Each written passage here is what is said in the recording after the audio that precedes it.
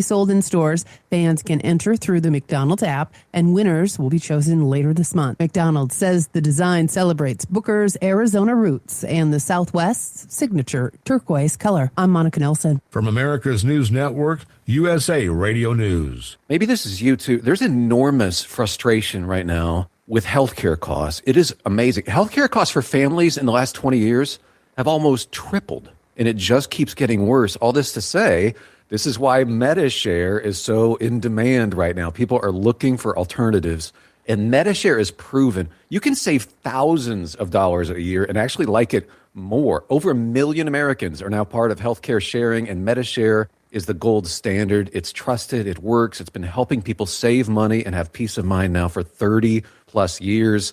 It's not some big impersonal thing either. It's a community of people like you helping each other. So yeah, if you're frustrated too, here's your chance to make a refreshing change. You'll notice the difference as soon as you call. They're easy to talk to. You can get a price within 2 minutes. Here is the number. Call 855-SHARE-40. That's 855-SHARE-40. 855-SHARE-40.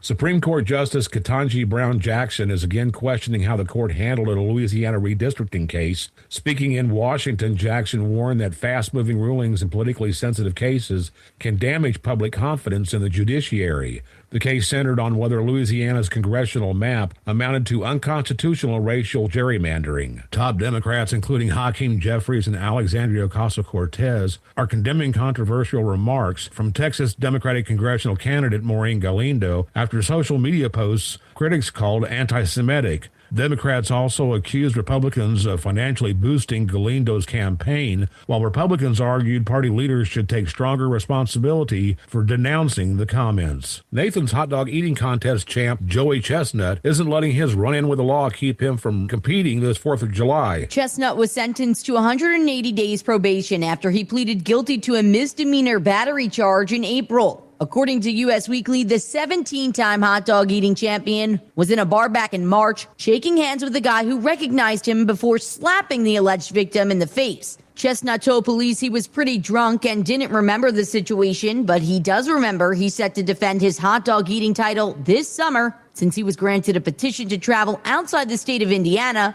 where the incident happened and where he lives. In New York, I'm Natalie Migliori. I'm Ron Warner, USA Radio News. You can help put vets to work by donating your car, truck, or van. Your donation will directly support programs to help vets find jobs or even start their own business.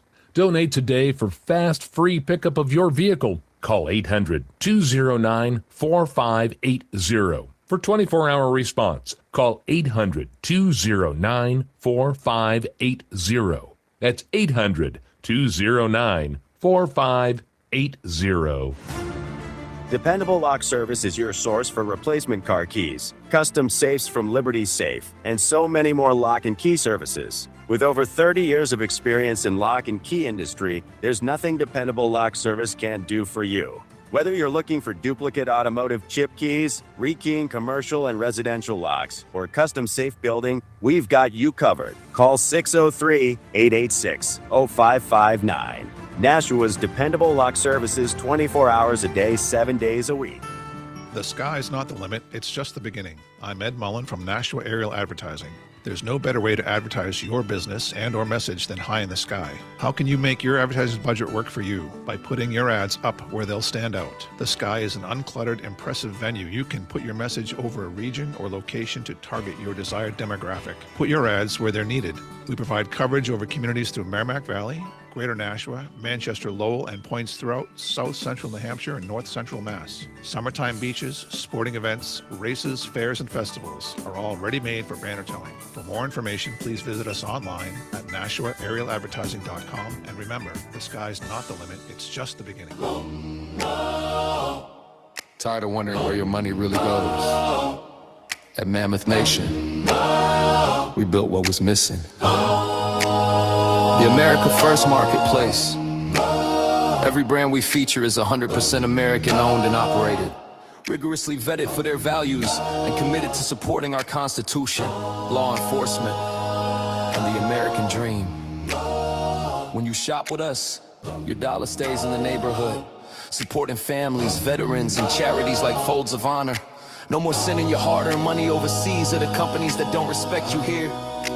Your dollar reflects your values. Your dollar, your values. Your America. Join Mammoth Nation today and be part of building a patriot economy by going to truckersunitedforfreedom.com affiliate page and hit that link. American built, America strong, Mammoth Nation. The views and opinions of the following show do not reflect those of WSMN, its owners, and/or associates. Welcome to the Common Sense Conservatives, a political discussion group about current events and other government-related matters every Wednesday evening from 7 to 8 p.m. Right here on WSMN 1590 AM, WSMN 95.3 FM, and streaming live on wsmn.live. Making sense of the inverted reality we are subject to every day, the Common Sense Conservatives are here to help bring you back to reality. Now, your hosts, Chris Wyatt, Todd McKinley, and John Gorvin. All right. Hey, folks, welcome back to the Common Sense Conservative. It's Wednesday night right here on the WSMN 1590 AM and 95.3 FM. It is the Common Sense Conservatives. I'm Todd McKinley in Northeast Tennessee, joined by my co-host, John Grosvenor, who holds down the studio there in downtown Nashua, and Colonel Chris Wyatt there in Central PA. Gentlemen, how are you? We're doing, Todd, same old here in New Hampshire, man, and just enjoying the freedom, wondering who moved the state too close to the sun, because things got hot rather quick around here, but we're not going to complain. I mean, Right. Well, you're not going to complain, but I'll be happy to complain about it being hot and humid. It got really hot really fast and really humid really fast. I think it contributed to our low turnout yesterday in our primary. Just 14% of registered voters rocked up for the primary yesterday. That was one factor, but there's a very low turnout. It's the lowest I've seen. Out of 5,400 registered voters, we had just 767 votes. And that includes provisional. So it was a long day, as it usually is an election day. But was greeted with really good news there, Todd. As I left to drive the returns back to the county seat, listening to the radio, I saw that Thomas Massie was defeated, and that made my day. It was good to hear. He goes down along with a senator who got burned last week, Cassidy. He's gone now, too. And a number of Trump haters are finding their way to the exits, and I'm very happy about that. All right, John? We've talked about this before, with this whole low turnout midterm elections and stuff in state primary, state elections, and it's kind of ridiculous, because we're counting on people to step up, at least people, conservatives. You got to step up. It's very, very important, this election cycle. But Chris makes a good point there, pointing out that Trump points a finger at somebody, says, vote for that guy, and people are paying attention. So that shows a lot of strength on Trump's part, and that people are on Trump's agenda. So, conservatives definitely step up, pay attention, and get in there and vote. Right. Well, speaking of elections, recently down in Texas, New Braunfels, Texas, they had an election for mayor. And, of course, the person we're about to bring on here, Michael French, won the most votes. He won 49% of the vote. But the city charter, I guess, they changed something. They said you had to have the majority of votes. And, of course, the contradiction with the state constitution. Now there's a runoff this coming June. If we could bring Mike on, we've had him on here a couple of years ago when he ran for mayor last time. And, of course, this time we thought he won the won the mayor's race. And turns out like the next day, surprise, you didn't win. Michael, tell us, my friend, it's good to see you again. It's been a while, and I'm very proud of you. I just want to tell you that. And by the way, we're old Army buddies. Of course, we were at the White House together. And of course, the Colonel, by the way, if you remember, he's also Army. So, but Mike, tell us everybody about the race and what the heck happened and why are we in a runoff? Well, first of all, can you guys hear me? Yeah. Yes. Okay, that's good. I don't have a microphone. Mine fell off the table one day and broke. So 3 years ago, So I decided to run again. And of course, when you do run, I always thought, believe it or not, that I had to get 50% plus one, for months and months, until sometime in March, someone pointed out to me, hey, French, up here in the ordinance, and the ordinance number for this city is 2026-5, I believe, -5 or 2, where it says for the mayor position, you have to have plurality vote, or the most votes will win, no matter what. And for the 2 city council spots, it's going to be majority, which is 50% of the votes plus 1 vote. So I had to explain to people for a couple of weeks that, hey, we got to do as much as we can because we need just 1 extra vote above this guy that I'm running against. He is the incumbent mayor. And since the beginning of time in New Braunfels, it's always been developers, there's always been people in big positions, Chamber of Commerce, that has always won mayor. It's always been kind of like tag, you're it. We know you, and you're going to be the next one. But long story short is, they've always, since 1995, they wrote the charter for the city. And the charter said the mayor is going to be the most votes that counts. No one has ever caught it until right now, when I did win for the most votes. That I had 815 more votes. And I was so happy about that. For 3 days, I was mayor for 3 days, okay? I was getting interviews from Channel 4 News in San Antonio, and people from Austin calling me, people from the state representatives and all that, congratulating me. And then some of the current mayor's lawyers came up and said, hey, wait a minute. This is our wild card that we've had in our pocket. This is, I believe, they've had it all this time and just waited until they needed it. Yeah. That's right. So no one has ever went below 50%. So the mayors have always got 50-something percent, 60%. And this time, he only had 38%. I had 49.18%. And 11% more. And they decided, hey, it's not really what our ordinance is saying. We've been going against the state constitution for 31 years, and you're going to have a runoff. So that's where I'm at.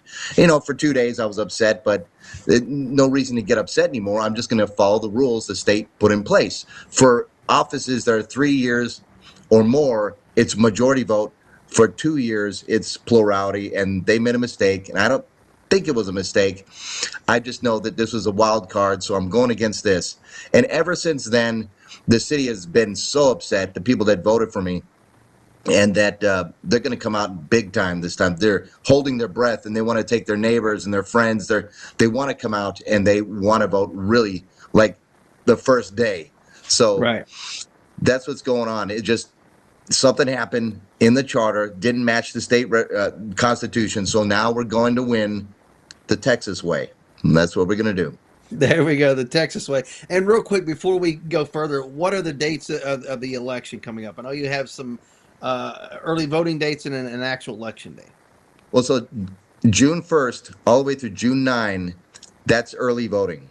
And it's from 7 o'clock to 7 to 7. And there's maybe 1 or 2 locations, but the citizens in this city, they know the main locations. Right. And Okay. June 13 is the actual voting day. That's the election day. Okay, gotcha. And we're going to turn it over to Colonel Chris Wyatt for some good questions there. So don't be afraid. He's not going to beat you up too bad. No, I've spoken to him before.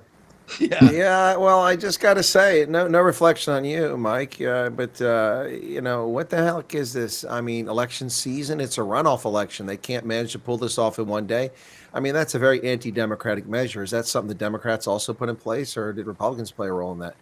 No, I have no idea. Sir, this is a heavy red area, and I believe it was just some kind of fail-safe they put in place a long time ago, and it's just developers upon the lawyers, and they want to stay in that spot. And they never knew this was ever going to happen, but it did happen. And that's what I believe. And there's a lot of people on my side that believe the same thing. This is just a wild card. So I know that I'm going to do very well because there's a lot more people. I receive over 1,000 emails a day, and I really cannot answer all of them. My donations went out the roof. The day that, the third day after day 3 after I won, where people said, everyone's saying that you lost now. No one won. So my donations went way above everything. I've raised so much money, it's unbelievable. But these are small donations. I know that it's going to be very big. People won't know what to do in this town. They want to, an actual regular citizen actually becoming mayor. It's kind of a different thing. Yep. Well, I mean, the whole thing with the plurality thing, that's definitely an argument or an interest. But no, I was getting at, I mean, for a runoff election, I don't understand how they have 8 days or 9 days to mail. I mean, that's ridiculous. Early voting. How can you have early voting for a runoff? I mean, it's a runoff. You don't have a lot of time here. I mean, they're just making a joke of democracy. I mean, it should be a single day for runoff. None of this nonsense. And the colonel's a judge of elections, by the way. Oh yeah, there's a lot of stuff that goes on down here in elections.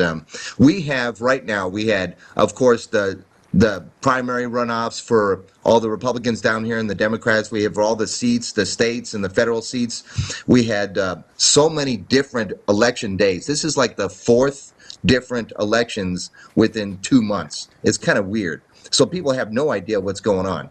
And runoff elections, you can forget about people ever coming out. You know, you have to work triple hard just to remind people that, hey, there's an election still going on for this seat. And so when you guys were talking about how much percentage of people actually come out to vote, we're talking this city, believe it or not, about 3 to 4% of registered voters ever vote in this city. It's unbelievably weird, but that's what happens. And people are very in tune of what's going on here, but a lot of people don't really actually come out and vote. So we have to try really hard. We walk every weekend about 900 homes. Every weekend we walk that many just to remind people there's an election going on. Yeah. Wow. Well, a serious question here for you.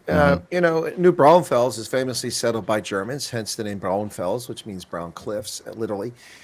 Do you take a lot of flack for a name like French in a German town? No, no one's ever brought that up. No, and they kind of want to know if I know French, but the only thing I know is maybe oui or. And I don't know French. My grandparents, my great grandparents came from Canada, and there's a story behind that. Their last name they knew French, so they said the Frenchman, and the French stayed with the guy, and so. But no one never talks about the French. Yeah, it's just my last name. Well, I mean, look, New Braunfels is such a heavily German town. The local newspaper is called the Herald Zeitung, which is a German name. That's right, the Herald Zeitung. Yeah. But there's a lot of Spanish heritage and there's a lot of Hispanic heritage. There's a mix of everything here, but there's more heavily German. Well, I mean, that's who originally created the settlement was Germans when they came there. That's right. So what are the biggest issues that you're hoping to fix when you get in office? I know we've talked before, but it's been a while since we chatted. Well, mainly the overdevelopment is what's making a lot of the current, the citizens that live here are kind of upset. We're growing very, very, very fast. And there's been articles over the years of we're the third or the second fastest growing city in the United States. There's a lot of cities in the United States, but we are the fastest.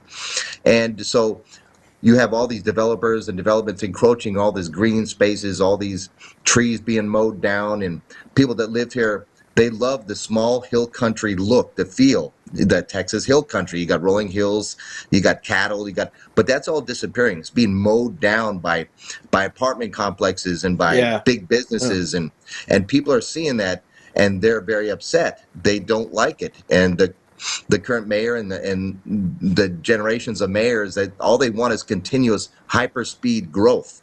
But our citizens, they don't want that anymore. They want it to slow down. The infrastructure of roads that's not made. You're sitting here with 2-lane roads and then you got all these big buildings being popped up. The traffic is horrendous. It used to take 5 minutes to go across town. Now it takes 35 to 45 minutes. It's complete traffic.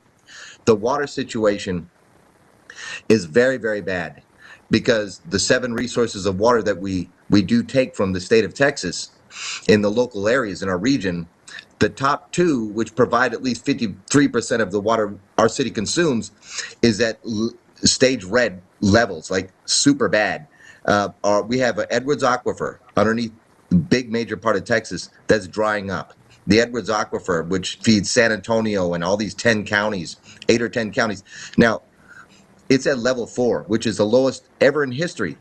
And we don't get much rain. We're in such a bad drought. But every area in this region is developing so fast.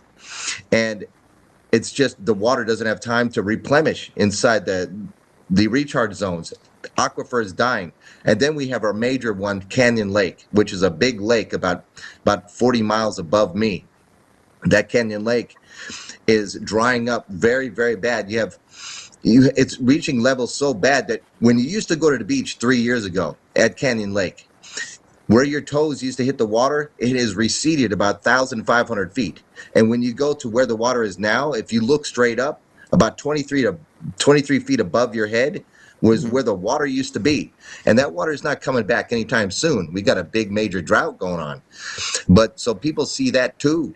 And so our water resources are just disappearing, and we just keep developing. And yeah, there's two big other major things that I always bring up. Data centers are coming here too. And I'm going to fight really hard against data centers, these big ones coming down in our county. That with a town and a county that has no water, a region where the water's hurting, you do not need data centers. It's the last thing that you need. Yeah, there's just a bunch of things. I'm not sure how much time I have to talk about one or two more things. Good. Yeah, it's I was going to say, you might as well come up here because we have the exact same problems. Warehouses, data centers, growth out of control. They're building 2 housing complexes, apartment living for like $2,400. This is a peri-urban area. We're not even near a metropolitan, and it's $2,400 a month for a 3-bedroom rental. It's just insane. And that's not the issue. The issue is that they're clogging our roads, and the roads are falling apart, and they don't schedule maintenance at the same time. The county, the township, the state are all doing. And so like half the bridges around here have been taken out for service, some for 2 years. It's like we got African contractors here, or there's some kind of scam going on, like Italian building or something. I don't know. But it's pretty crazy. So it sounds like you have the same sort of issues there. But you mentioned the aquifer. One of the things that people don't pay attention to with the population that's filling up in Texas, filling up in the Rocky Mountain area, filling up in the Midwest, is that there's a reason why not a lot of people live there. These areas are overdrawing, for instance, in the Plain States from the Ogallala Aquifer, the largest in North America, and they're draining it. And that's water that's been there for millions of years accumulating. And as you said, it's not refilling. Look, I've been, not to do Braunfels, but I've been to San Antonio. And I got to tell you this much, man. I'm not going back in August ever again. That's a death sentence. It is hot, hot, hot, hot. Me soul on fire singing hot, hot, hot in San Antonio. And I imagine New Braunfels, even though it's a little bit of the hill country there, it's also very hot in August. Yeah, we're about 34 miles away from San Antonio. It gets 115 degrees during the summer. And for the past few years, it's kind of like almost 9 years now, it's been in a mega drought. The drought is continuous. And when you have no rain, you have this heat every day, months and months and months. You have all these fire bans and all that stuff. You have to watch out for the hill country burning. You have to, and when people can't water their farms and their cattle, that all just goes away. They're all dead.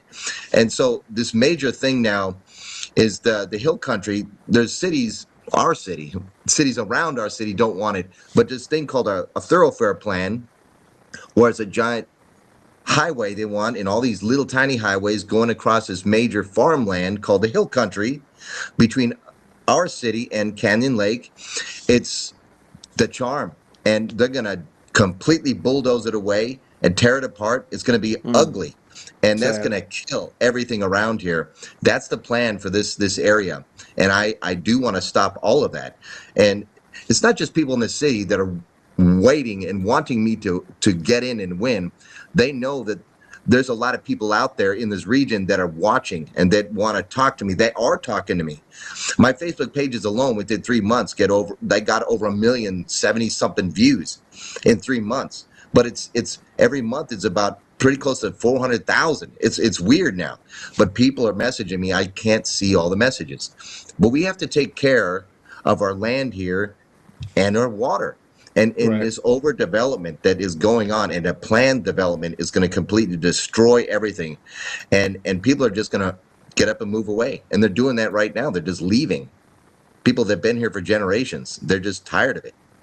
Oh, I don't blame them. I understand it, that overbuilding and congestion becomes a problem. Speaking of which, I-35 bisects New Braunfels. Is that already a challenge for the town, having that highway going right through the middle of it?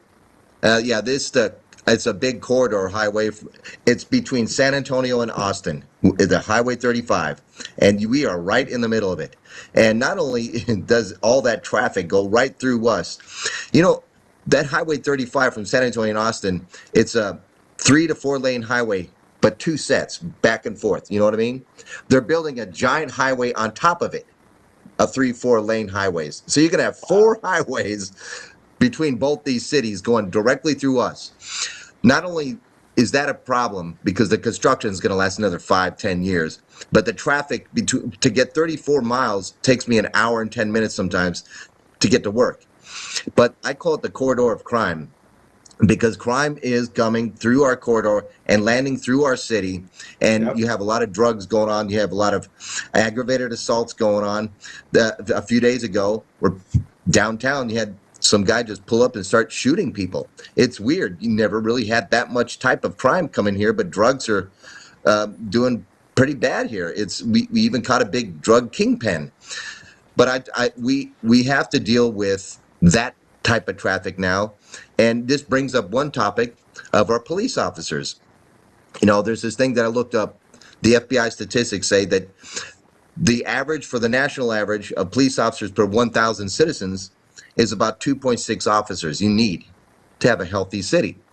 And so we have about 128,000 residents in this city, and we have at least 1.1 officers per 1,000 citizens. Now, we're short at least, I want to cut the number in half, though. We're short at least 53. I say 113, but I want to make everyone feel good. We're short about 50 officers. And this count doesn't include our tourism that comes here. We're very big in tourism. About 3 to 4 million people a year come through here. That's another 11, 12,000 people a day. And those officers, we're not providing any service to those people that come through here. So I want to implement something that big major cities have, and that's a crime control and prevention district. And that allows a sales tax when people buy stuff in our city. It allows me to take about 1/4 of 1 cent out of every 8 cents and put it toward the police department. And that allows for hiring police officers, that allows for higher salaries, because police officers are leaving the force to go to some other area, even across the street to the sheriff's department, for better pay. We need a weapons training facility because we don't have one. Our city hasn't had a forethought of creating a weapons training facility. So being in the military, you have to train all the time. We don't have that here. I'm gonna make sure that we have that. Our vehicles, we need more vehicles, better communication equipment. You know, Todd, in Waka, when we were in White House, all we did was provide communications. I'm pretty sure when you're overseas in war, you demand good communications. Right. Shoot, move, communicate. But our police officers have obsolete, esoteric type of radio systems, and we need to upgrade them. All of that could be possible if I pass the Crime Control and Prevention District, and our city leadership has denied police officers every time they've asked for it. They don't want it. Yeah. And that comes from sales tax money, which is the Economic Development Corporation money. And those people that are in the EDC, they're afraid of that, of losing their money. And that we have to do that. If people want a safe town, we need more police officers on the road. We really do. Right. Well, and if you want to save time, you've got to have proficient firearms training. Obviously, you can't have police running around that can't hit a target or unfamiliar or pull their firearm when they mean to pull their taser, like we had happen in Minneapolis. That's really a bad situation. I do have an odd question, if I get in here very quick before Todd gets back in there. Okay. Your city boundaries have this one really strange anomaly.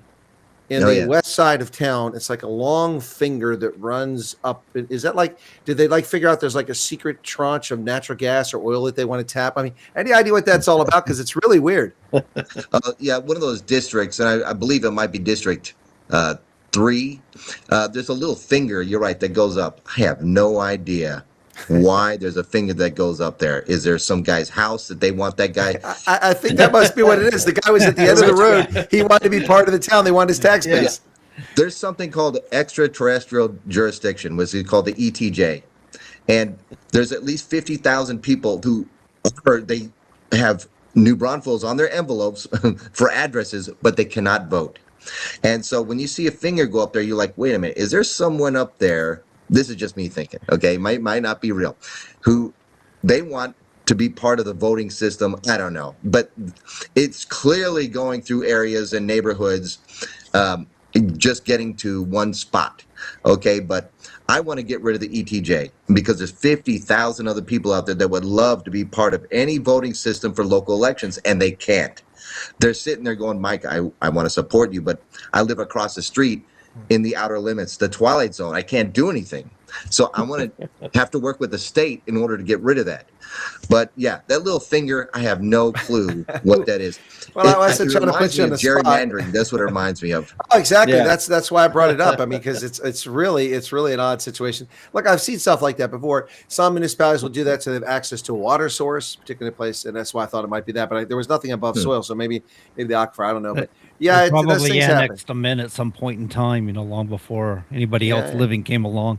Could be. So where do these people vote, Mike? So I'm hearing they're like disenfranchised. They can't vote in the place they live. Do they vote somewhere else in a different county, a different city, or what's going on there? So they only could do county elections. That's it. County and state elections. They can't do any New Braunfels local elections, school board or city council or mayor. They can't vote for them, even though it takes not even 5 minutes and they're downtown. They live right there's a neighborhood right across the street from me that's deep into the heart of New Braunfels. But because the neighborhood is brand new, that was just built within the ETJ within a few years from now, a few years ago, they're part of the extraterrestrial jurisdiction. They cannot vote. And it's weird. And their across the street neighbors, they can vote. It's weird. So wait, when you're they going pay out there taxes, talking, right? well, yeah, they pay taxes. And I think they pay county taxes, and the other people across the street, they pay city taxes, and I believe county taxes too. Yeah, the that one doesn't thing make is, sense. yeah, it's just a big issue, and I wish that I can get rid of the ETJ. It would make so many people happy. I mean, I got a ton of friends out there that just like they walk neighborhoods with me, but they can't support me by voting. They can't. Right. It's weird. What question you got there, Todd?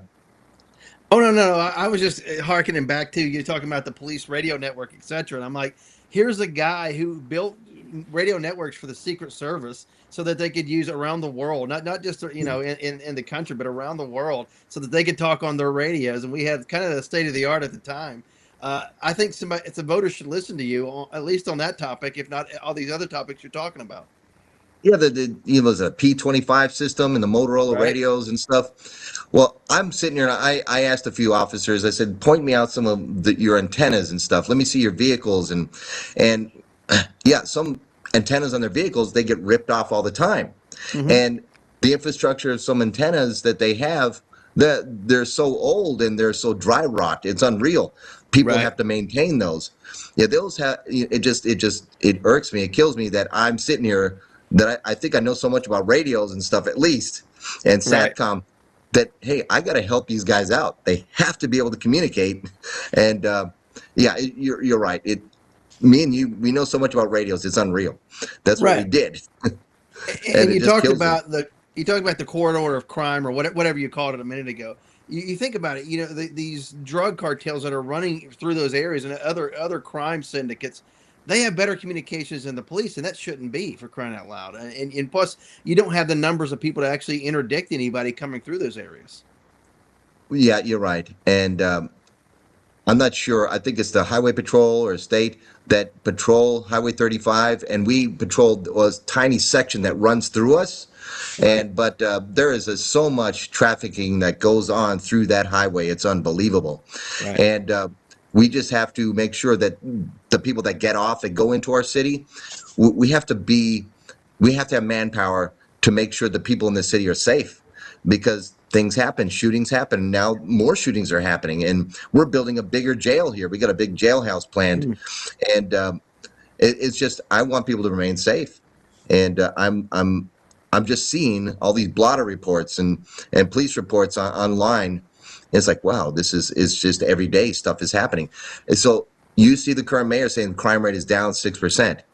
That is a total lie. They're doing that because it's election season. It's up by 7% of aggravated assault, stabbings, shootings, people running you over by a car. He's talking about people that go to your house, break in your house, steal cars and stuff like that.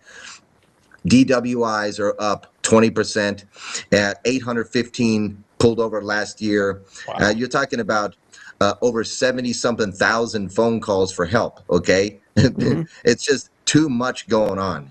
And we need more. That even the staff that work inside the police departments and handle all these calls and do the administration, we need more of those people too, because they're hiring part-time people that come in maybe a Friday to try to catch up on some of the paperwork or some of that administrative stuff. They need help. And I don't think anyone's listening to that, but I'm going to make it happen. I'm going to provide help. And the corridor of crime, that's what I call it. Corridor of crime. Okay. So what's some of the plans that you have that maybe some of the people who may be listening or who maybe they didn't vote for you this past election that maybe are looking to this next go around? What are some plans that you talked about that you want to actually put in place to actually work on, trend crime downward? What are some plans you have in place? Yeah, so the one thing is we have to have proper training facilities for police officers, and when they're working overtime after overtime, sometimes forced overtime, anybody working their job overtime, they get tired, and their mental capacity is not there all the time, like airplane pilots, anybody. Sure. So sometimes decisions are not made properly. We want to make sure that they're well rested. They have a better force, or a bigger force, not better because we have an outstanding police force, but they're bigger. And we have to make sure, not only that, the mindset, and when you see police officers on the road, on the corners everywhere, just sitting at the corners, that makes people want to, some people feel a lot better, and some people may not do crime as much if they see the force out there. And I think that's a big thing. You have to have a force that is seen, and there's one thing I want to talk about other than that is the growth. How can Mike stop the growth? People are saying, put your head in the sand, French. You can't do anything. Well, City Hall can, and I can have influence in City Hall. I can make sure that our zoning requests are turned down. I don't want high commercial rezoning. I don't want high capacity residential stacked housing everywhere from zoning requests. I don't want that. I want to slow that down. When it comes to water, I want to make sure we get away from our Canyon Lake, get away from our Edwards Aquifer. I know we have our Trinity Aquifer and the Wilkins Aquifer because we're scrounging around for table scraps to find other resources of water that already are still hurting. They're hurting, all of it. So we have to work with the state of Texas. We have to work with our representatives, our state senators. I know them both. And we have to make sure that the Texas Water Development Board speed up the process. We need desalination plants up and down the coastline of Texas. A lot of people don't like desalination plants. That is the only answer, because if you look at Corpus Christi, they're about dead. They have hardly any water left, below 10%. And people are afraid. But the state of Texas has to step up. The governor, take responsibility, start making these plants. I don't care how much they cost, and make up grid of pipelines, of water pipelines for water deficit cities. And we have to, and it's going to take about 10 years. We have to start feeding our cities water, because in 10 years from now, those aquifers, that Canyon Lake, they won't be there. And we are consuming 53% of those two things, but we have 7 resources, and those 7 resources are very, very, they're dwindling. So we're going to be just like Corpus Christi. At some point, you have to think ahead, deal with the state, say, look, you guys better do something. And I know people up there because I've dealt with people since I ran for Congress, and they know me too. But they're on my side when it comes to that. So that's the water issue. How to fix that. How's your relationship? You just mentioned, your state. How is your relationship with your state legislature? Well, I talked to 2 main people, and that is Carrie Isaac. She's the state representative here, and for my district. Okay, and then I have Senator Donna Campbell, and they are both very, very good. These are women that are fighters, and they're very smart, and they win every time their terms. People love them, especially this city. They love them to death. And so Carrie Isaac and Donna Campbell, they always come down here to New Braunfels. They have a big, wide range of counties, but they're always here all the time, and they're even at City Hall all the time, arguing for the people for certain things like the thoroughfare plan, which is giant highways to go over and cut up the hill country. So those, I even met Carrie Isaac, the representative, about 3 weeks ago. We were at a fundraiser, a charity fundraiser for battered women, and she was always happy. They're always happy to see me, and they talk to me for at least 15 minutes, me and my wife. That's good. But they are on my side, and I'm going to be talking to them all the time. All the time. Absolutely. Yep. And of course, they reached out to me when I did win. They Right. reached out to me, but so yeah, I'm gonna be You working brought with up them all the time. you brought up Congress, and of course you ran for Congress. Yep. How's your relationship with the member of Congress there, your House of Representatives? Are you talking about federal? Yeah, correct. Yeah, U.S. House. Yeah, I actually okay, Chip Roy. Now Yeah. I'm on telephone friends with one of his assistants and stuff like that. I don't really talk to Chip Roy much at all. Right. He's right now running for Attorney General, and yeah, his runoff is right now. So the primary runoff. So that should be completed in a few days. So you might know whether he wins or not. You know, a lot of people are pulling for him. A lot of people are down here. Right. Okay. This city is what made him be elected. This city right here, him and Ted Cruz. Yep. Right. Yeah, I was just saying, you know, maybe an idea would reach out to him to maybe free up some federal dollars to assist in some areas down there for maybe for policing, for water, whatever the case may be.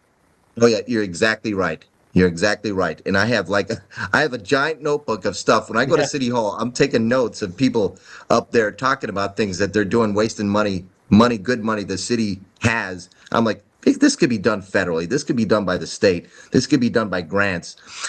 They won't know what's going to hit them when I hit them with all that stuff. They will not know what to do. All right. Yeah, John, you have any questions? Actually, I was thinking earlier you're talking about water desalination, and you were referring to over by the Gulf. Are you talking about desalination at the level of the Gulf and pumping it up, or because to my understanding, San Antonio does have a water desalination process within the city, doesn't it? And is it possible you can team up with them since they're already established and pump it in from that way? Well, the onshore desalination plants, they're taking brackish water, whatever water they have. I'm sorry, my doggy. But the desalination plants, you have to get water from somewhere. And when your water table or the on-land water around that area is decreasing, I believe those desalination plants aren't going to do much good at any time within a few years. I do not trust on-land desalination plants. Now, I know you have reservoirs. I know you can fill up reservoirs. But when it comes to the ocean, that's all the water you need. And I don't see why people aren't putting money into that. Now, I know I've done a lot of watching research and all that, how desalination plants work. But I think that we need to put our money into that and then pump all that water into these areas. Desalination plants are in San Antonio. They feed water to Waco. They feed water, but our town isn't thinking of that. Our region isn't thinking of that. As far as the cities north of us, I believe Austin too, everyone is hurting for water. But we can't share desalination plants with San Antonio when they don't have much water at all. Right. They're in the same boat we are. I'm just amazed they're getting the water that they're getting. But we have to make sure that the state of Texas understands that not just this city, not just Comal and Guadalupe County, we have to get the whole region here that is suffering from water, start feeding us water and start filling up our holding tanks, our reservoirs, like Canyon Lake is a reservoir, a man-made lake. But that is the future of water in this town and in this whole region. We just got to act on it now. And we're hurting very bad. We've been in water restrictions in this town ever since I've lived here. And it's getting close to, about 10 years we've been in restrictions 3, restrictions 2. It's unbelievable. You're not allowed to water your yard until every other day, every other week. It's weird. One day, that's it. That's all you get. But I'm telling you, San Antonio Reservoir, I'm not going to count on that. Or desalination plant. I see your point in that. What is your average rainfall every year? I mean, is it mostly because of where you're topographical and you can't capture the water as much, or is it just really that limited rainfall? Well, we don't get much water in this area because, believe it or not, we're in a very bad drought, and the drought doesn't seem to ever be going away. It's weird. But this month is the only good month I've seen in a long, long time. Now, people think that I'm a conspiracy theorist when it comes to seeding the clouds. Last year, this company called Rainmaker they were in deep trouble because it just so happened after they seeded the clouds here, it was the major flood on July 4th of last 2025, which killed hundreds of people and a lot of kids. along the waterway down here, just down the street from me. And they're doing it now. And so Texas has a website. And guys, I will feed you the website. It's not on my head right now, but it's like the agricultural website. And they have a giant page on what they're doing for cloud seeding. They are doing it. And they're doing it with, I believe it's pretty close to 43 million square miles of the state of Texas. Let me get that number right. I may be wrong off the top of my head, but they are doing it. And they're only saying that it causes maybe 25% difference of rain that you normally would get. But when I look at the sky and I'm seeing it cloudy, it's never been cloudy in years, for 3 days straight, and then it rains, and then a week off, and then it's cloudy for 3 days straight with no blue in the sky, and then it rains. They're doing something. And that's just me. But I know it because I've seen it on the Texas website. You're right. There's a lot of documentation that they've been doing cloud seeding. I think as far back as the 1950s, and there's states now that are passing laws about interferencing with the weather and stuff like that. And it's cheaper than desalination plants. They spend about $1.6 million a year, and they're like, "Well, we're bringing you water," and it's not enough water. I tell you that. But I believe, and it's just me, that the guys that did it last year made a heck of a lot of rain, which flooded the area. I know that they say that they have been excused from that, but they were doing it a whole week before that major flooding. And they can't take that out of my mind. I don't care who tells me that they are not responsible for that. Maybe they're not. And some court said that they weren't responsible for it, so okay. I'm just going to have to live with that. Yeah. But they are seeding. They are seeding a lot. When you look at a map, though, you're just above the Gulf, right? I mean, the Gulf is right below you. It's not that it's a ways, but you would think some of that moisture, some of that rain would come off the Gulf and kind of carry you over.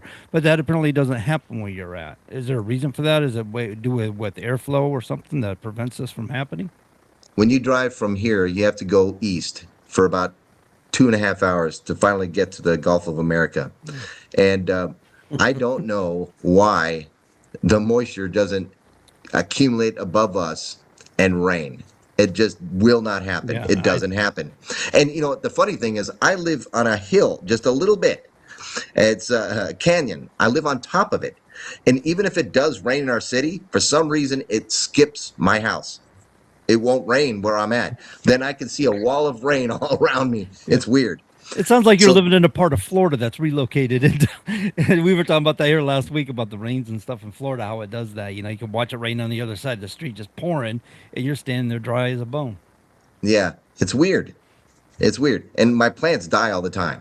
It's like you kill yourself trying to plant just even flowers and plants, and then you watch them die every summer. It just... No, you forget about it. Your lawn is always yellow in the summer. If I lived where you lived, I think I'd resort to a rock garden at this point in time. Yeah. Yeah, xeriscape.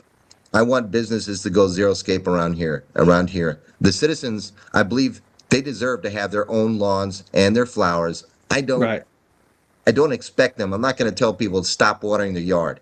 But people are starting to do xeriscape. Sam, come on, my doggy. But I do want businesses here to at least go xeriscaping. You have AstroTurf that almost looks like real grass. I want them to do that. I want them to conserve water. Right. No, that makes sense. You know, and of course, you can have a say in this and lead. You know, your city council, and of course, lead your residents as well in this, and let them know why it's important and why you're doing it. You're not doing it to infringe on any sort of liberty or anything like that. It's just to save the water so they can live, basically. Yeah, and I feel really bad because it's one of the biggest issues here, that and overgrowing. But the overgrowing is sucking water. So you have a big bathtub that used to have maybe 50 straws. It's got 1 million straws now, and it doesn't rain. So you're in trouble. So we have to slow our growth down. We have to back off, reassess what's going on here, give a breather to the people, and work on our infrastructure of roads and our water pipelines. We have to do that. And I believe we're not doing that. We're just continuing to massively plan to overgrow. That's what we're doing. Yeah. And you did say you have population growth, so more people there, the more consumption of resources. Yeah, that's saying if you build it, they will come. Well, they're massively building and building and building, and people are coming from San Antonio, they're coming from Austin, they're coming from all over the state, California, Colorado, Florida. They're all coming to the state of Texas, but a lot of them are landing here. They love it here, but the charm of the Texas Hill Country is being bulldozed away. So we have to keep that charm. Let's keep the charm. Maybe, that's what I want to try to do. Right. And yep. What's some of the major industry in your area that people tend to work at? So the industries, mainly it's retail. The way I see it, there's a lot of retail here, and I know they're trying to build. You do have Amazon here. You do have some different other warehouses here. You do have a plastics company that's coming here. It's going to be the headquarters from Canada, and I'm not in a big favor of that, because what happens to all the runoff of when you create those plastics? Where are you going to put that water? And don't tell me you can't. They're shipping it somewhere. But I would say it's mainly just retail. I know you have a lot of farmers out here, especially in the farmlands, but they're hurting, and they're being forced to sell their land because they can't water their land, so the cattle is not there anymore. So the tax incentives for the the tax incentives for cattle, when you don't have it, now you have higher property taxes, and so people that have had these lands for generations are being forced to sell it. And a good friend of mine who lives in the ETJ, but in farmland, had about 56 acres of land. Now she has about 15 because she can't afford the land anymore. She's had since the beginning of time, her family.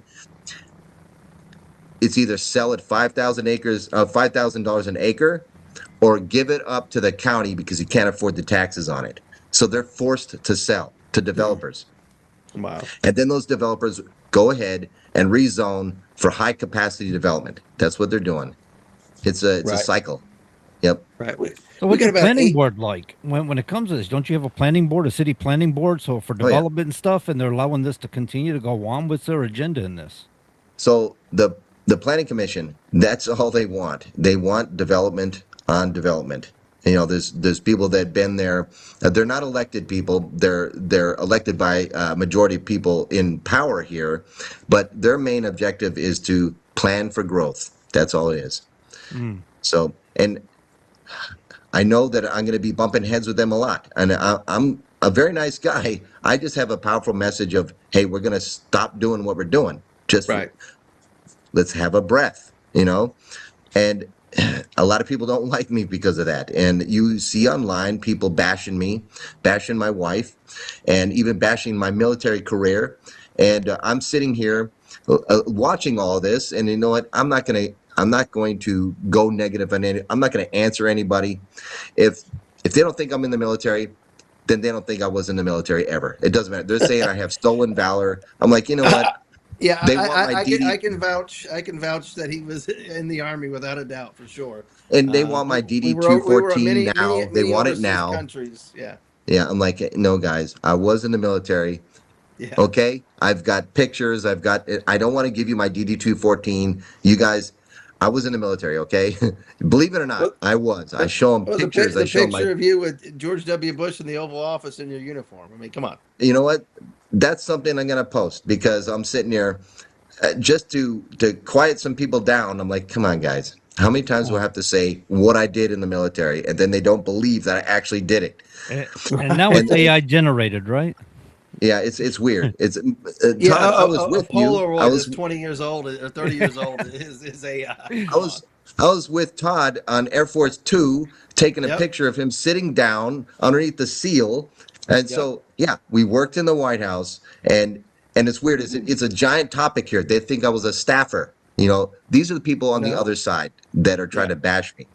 And I'm trying to tell them, and I explained so many times, I wasn't a staffer. I was assigned to it, my military duty station, White House Communications Agency, and I was, our motto was the voice of the president. We provided communications for the president, the vice president, the first lady, the Secret Service, the White House staff, no matter what administration it was.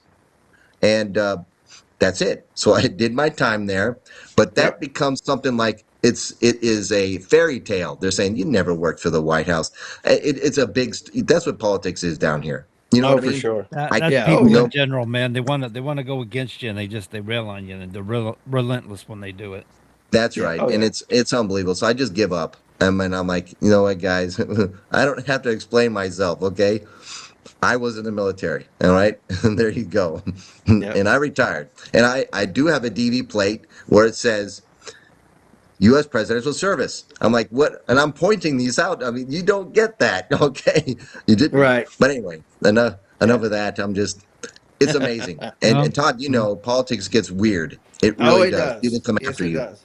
Oh, for sure. So we got maybe 3-4 minutes here. Okay. Between now and of course this runoff and whenever you're going to win even bigger, what's the plan? I mean, without divulging everything, what do you have to do between now and then to get the voters out? So right now, believe it or not, the whole city knows what's going on. They know me. They know what I stand for. And I'm sitting town halls, meet and greets. Every time I do, when I was before this election on May 2nd, people are coming after me. They're yelling at my wife. They're calling her names. They're coming up to my face. People are becoming violent. The police were called. 3 police officers come at one time. So I am just door knocking. That's all I'm doing. I'm making sure the people know there's still an election going on because I don't want to be set up again.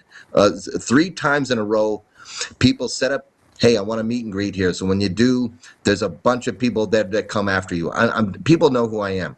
They do. Right. So I'm walking neighborhoods every day, putting up signs still that are being torn down. My signs are being torn down. Down. But that's that's the way it goes. But my main plan is to make sure my groups of people are always on social media, are always talking to everyone, and they know the dates. And we have volunteers every day, always walking neighborhoods in different districts. We're hitting over, before this election of this one, I passed out over 9,000 push cards. Wow. We ordered 11,000 more, and we're going to push them out. We had over 13,000 text messages go out. We had phone banking parties. Okay. Nice. I had 2 commercials go out. We've reached out so much, and my social media is the biggest thing. It 1 million something views. What the heck is going on here? But I'm telling you, it's the ground game is to continue to go out into those neighborhoods to make sure people know. Give that website real quick, and we got to go to commercial. We'll talk to you down the road after you win. What's that website? Michael for Mayor NBTX.com. Michael for Mayor NBTX.com. All right, we'll be back right after this. Stick around, folks. Broadcasting from 200 Main Street in the beautiful and historic Masonic Building. This is WSMN 1590 AM and WSMN 95.3 FM Nashua. Streaming live at wsmn.live. USA Radio News, I'm Anthony Lucero. President Trump says he is not concerned about how long talks with Iran may take. So we're going to give this one shot. I'm in no hurry. You never think, the midterms, I'm in a hurry. I'm in no hurry. Ideally, I'd like to see few people killed as opposed to a lot. Iran's Revolutionary Guard threatens crushing blows beyond the Middle East if the U.S. and Israel launch additional attacks. Former Cuban President Raul Castro is facing a federal arrest warrant after a Justice Department indictment tied to the 1996 shootdown of 2 exile group planes that killed 4 people. Castro's been charged with murder, conspiracy, and aircraft destruction. President Trump called the case a big moment for Cuba. Health and Human Services Secretary Robert F. Kennedy Jr. is in Iowa with Governor Kim Reynolds as she signed a new law tied to his Make America Healthy Again initiative. Iowa is leading by improving nutrition, strengthening public health, and building a stronger future for American children and families. Governor Reynolds signed legislation today to directly address the root causes of that disease. The legislation expands school lunch menu standards, adds limits to screen time, it sets physical activity guidelines, and increases training requirements for medical professionals. Travel experts say airline ticket prices are continuing to climb as major carriers face rising jet fuel costs. Although analyst Nick Ewan told News Nation, if you haven't booked your flight for your summer trip, you probably should have booked yesterday. We are only going to see prices potentially continue to rise as this crisis goes on and on. Travelers may still save money by rebooking flights if fares drop later. Many airlines are offering refunds or flight credits for canceled reservations. At the closing bell, the Dow Jones Industrial Average surged 645 points and the S&P 500 gained 79. The Nasdaq soared 399 points. I'm Sarah Lee Kessler. From America's News Network USA Radio News. Maybe this is you too. There's enormous frustration right now with healthcare costs. It is amazing. Healthcare costs for families in the last 20 years have almost tripled, and it just keeps getting worse. All this to say, this is why MediShare is so in demand right now. People are looking for alternatives, and MediShare is proven. You can save thousands of dollars a year and actually like it more. Over 1 million Americans are now part of healthcare sharing, and MediShare is the gold standard. It's trusted, it works. It's been helping people save money and have peace of mind now for 30 plus years. It's not some big impersonal thing either. It's a community of people like you helping each other. So yeah, if you're frustrated too, here's your chance to make a refreshing change. You'll notice the difference as soon as you call. They're easy to talk to. You can get a price within 2 minutes. Here is the number. Call 855-SHARE-40. That's 855-SHARE-40. 855-SHARE-40. Tired of wondering where your money really goes? At Mammoth Nation, we built what was missing. The America First Marketplace. Every brand we feature is 100% American owned and operated, rigorously vetted for their values and committed to supporting our Constitution, law enforcement, and the American dream. When you shop with us, your dollar stays in the neighborhood, supporting families, veterans, and charities like Folds of Honor. No more sending your hard-earned money overseas to the companies that don't respect you here. Your dollar reflects your values. Your dollar, your values. Your America. Join Mammoth Nation today and be part of building a patriot economy by going to truckersunitedforfreedom.com affiliate page and hit that link. American built, America strong. MammothNation.com. I look forward to hearing from you. And remember, health is wealth. Continuing the legacy started in 1904, Roger Pellerin of Gate City Monument Incorporated continues to provide the same high-quality monument, custom headstone, and stoneworking craftsmanship today that they built their reputation on over 100 years ago, servicing Nashua, New Hampshire, as well as nearby areas in Massachusetts, such as Lowell, Billerica, Chelmsford, and beyond. From creating custom monuments to memorialize, to landscaping and granite work or restorative services, each job is done to your satisfaction and is backed by decades of experience and integrity. If you're thinking about stonework, think Roger Pellerin of Gate City Monument. Visit online at gatecitymonument.com. Stop by and meet Roger at 321 West Hollis Street in Nashua, or call 603-883-7141. That's 603-883-7141. Gate City Monument, memorials of distinction for people who care. Hey, folks, welcome back to the Common Sense Conservative. It's Wednesday on WSMN at 1590 AM and 95.3 FM. It's the Common Sense Conservatives. I'm Todd McKinley, Northeast Tennessee, joined by my co-host, Colonel Chris Wyatt and John Grosvenor in the studio for sure. Gentlemen, it's been a week.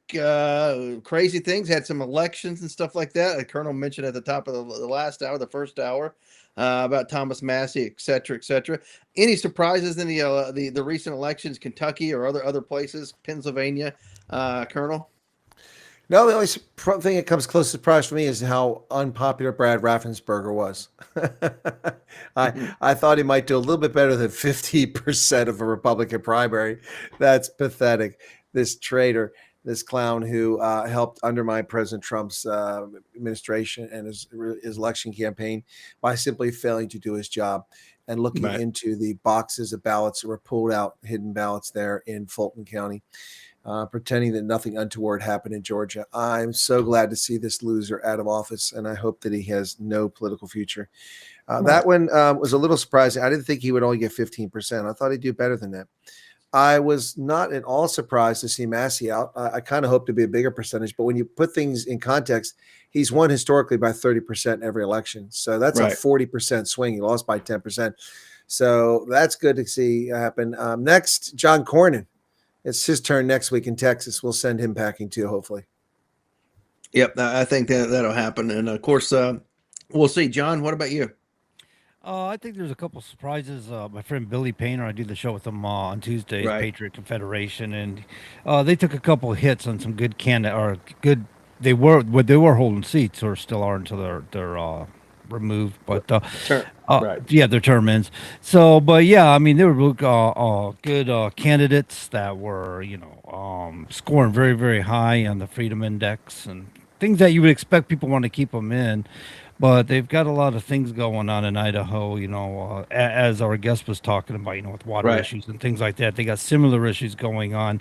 And I think they've taken hits because things aren't getting fixed fast enough for people. So they're taking it out on their own candidates, not realizing what they're doing, I believe. So, yeah, that was a bit of a surprise for Idaho, I thought. A lot of concerns for Billy going on in Idaho. I had noticed a whole lot of other elections. I haven't really gone through them to see if there was any other ones out there, but you guys hit on Thomas Massey. I was kind of mixed on that one. I was like, will the people of Kentucky keep him, or because Trump pretty much fingered him a bad guy, is he out? And I'm telling you, man, Trump is the man right now. He is the man. And it seems to me when he's pointing at somebody, he says, I'd like for the people to vote for that guy.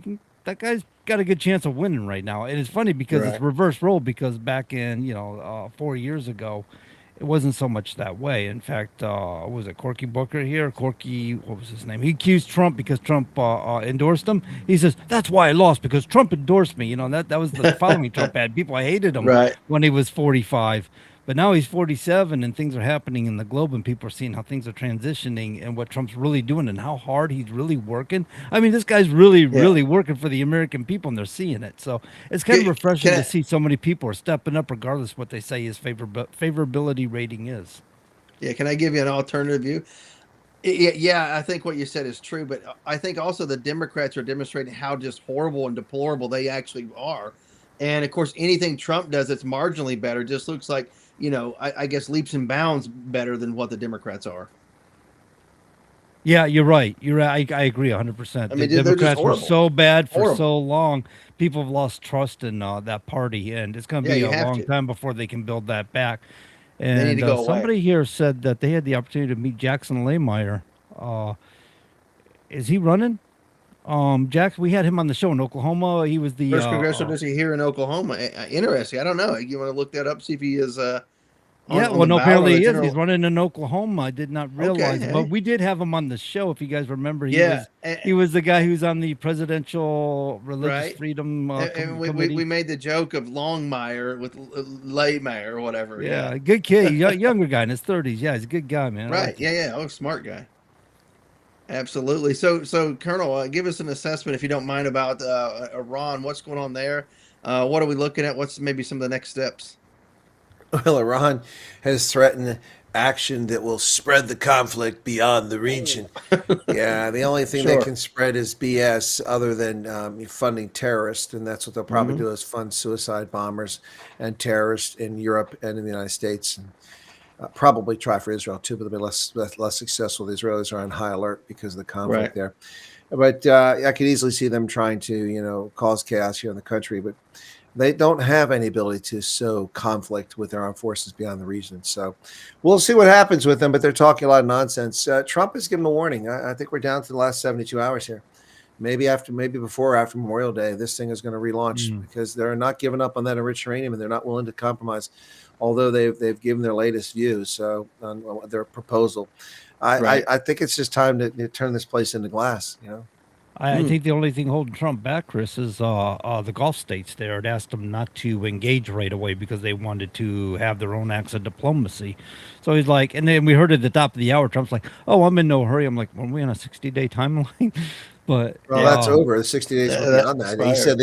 He said the cessation of hostilities took place, but today the Senate, or was it yesterday? Well, I think it was today or yesterday, but the Senate passed a war powers resolution to prevent Trump from restarting the conflict. It was betrayed by, of course, ever since he's been beat in the head with a hammer, Rand Paul has become an unreliable member of the Senate. Rand Paul, the usual suspects, Lisa Murkowski, Susan Collins, and, of course, Bill Cassidy, who was just bounced out on his ear. He also voted against Trump. Fetterman voted to support Trump, and so it's 50-47 with 3 U.S. senators absent, including Tommy Tuberville. Wonder where he was at. Maybe he was campaigning for governor because he just won his primary by 85%. Yeah, So, right. yeah. You could be in Tommy, Washington for a little bit at this point, right? Exactly. You got an 85% margin.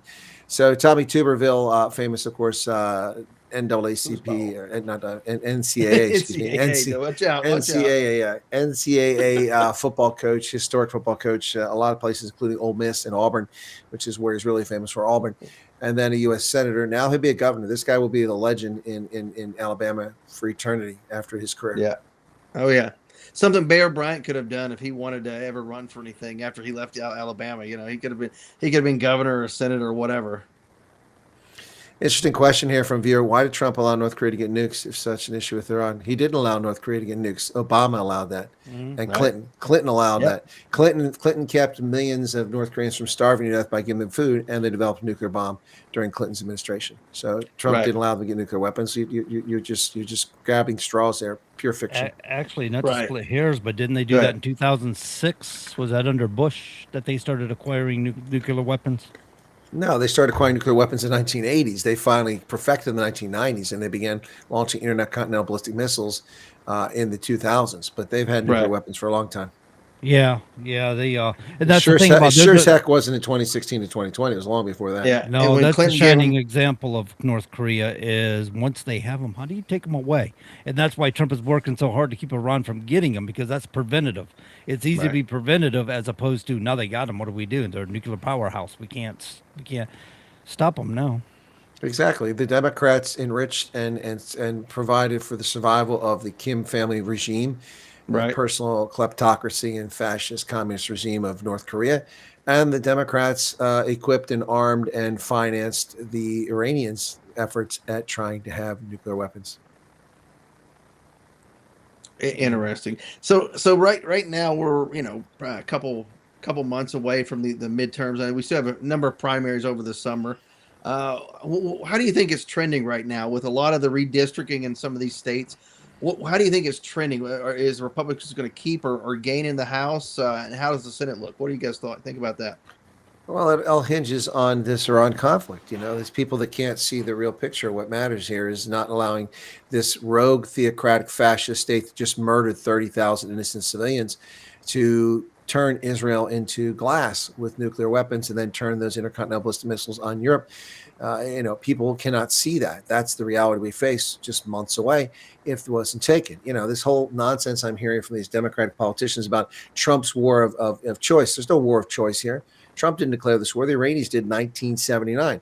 And one president after another, including Trump previously, simply ignored it. And while they murdered thousands of Americans, they murdered our service members left and right. They murdered civilians. They funded terrorism. They murdered Yemenis. They murdered Iraqis. They murdered Iranians. They're just a bloodthirsty regime of ghouls. And it's finally about time that somebody returned fire. How often do you have to be fired at before you start shooting back? Well, we finally started shooting back. So what I think is going to happen here with the elections, if this conflict is over, done and dusted by the end of June, it will have no bearing on the November elections because gasoline prices will come back down. I find it hilarious that people talk about these rising prices. I heard today the average price of gasoline will reach a record. How can it reach a record? I was paying $6 a gallon in Pennsylvania a couple years ago under Biden, and now I'm only paying $4.19. What record is that nationally? That's utter nonsense. They tell any lie they can to mislead people. It's ridiculous. By the same token, Trump is also misleading people. Gas was $1.89. No, in Iowa, but not the rest of us. We were not paying that before this war.